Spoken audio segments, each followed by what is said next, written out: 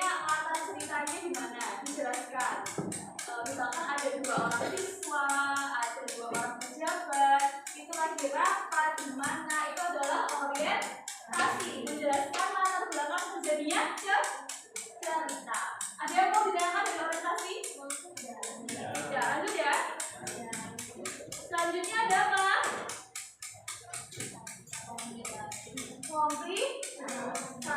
Komunikasi itu biasanya berisi masalah yang dihadapi oleh tokoh, lalu menjelaskan tentang puncak cerita yang mengundang tawa, atau kalau di stand up comedy itu ini namanya punchline.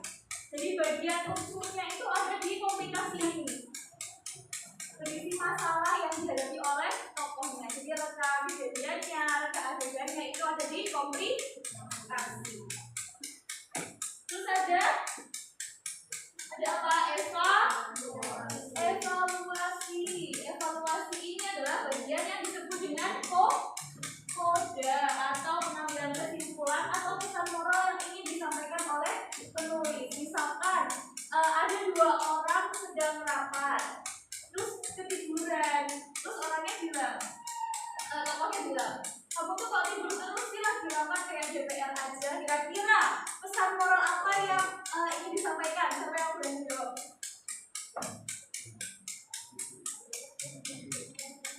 Kira-kira pesan moralnya apa? Dia tidur siapa sih? DPR lagi apa? Tidur di rapat. Berarti pesan moralnya dia menyindir ke DPR untuk tidak tidur. Ada yang mau ditanyakan? Tidak. Terus ada ini ya, tahu kelihatan nggak? Nggak kelihatan. Kurang ini ya.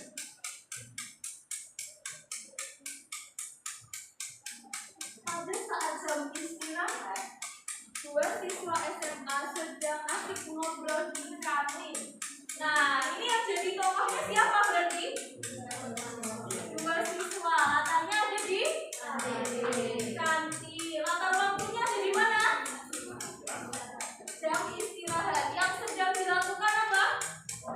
Mengobrol. Itu artinya adalah orientasi. Jadi pengenalan tokohnya, pengenalan masalahnya, pengenalan latarnya. Latarnya itu udah baca latar waktu, tempat dan suasana. Terus ada komunikasi.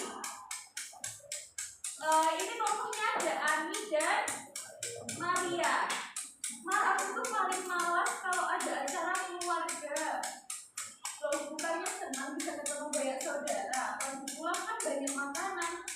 Makan terus, aku itu malas ketemu mereka. Kok bisa?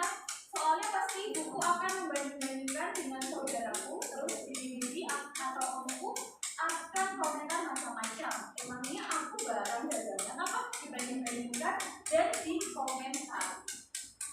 Kira-kira masalahnya dari Ani itu apa? Komunikasinya, masalah yang dialami oleh tokoh Ani apa? Dibanding-bandingkan. Kira-kira ini relate nggak sama kalian? Relate ya? Relate banget nih ya.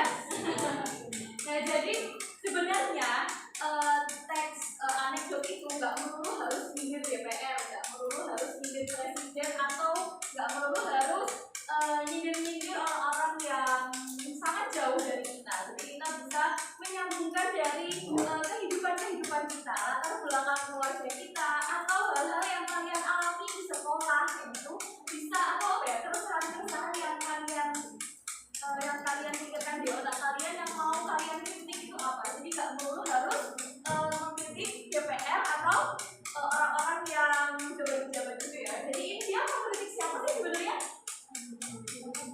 Mengkritik keluarganya. Nah, itu adalah salah satu keresahan ya.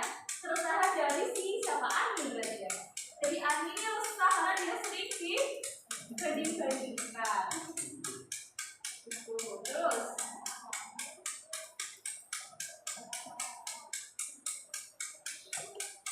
evaluasinya, Maria bilang ya udah sih, ya udah nanti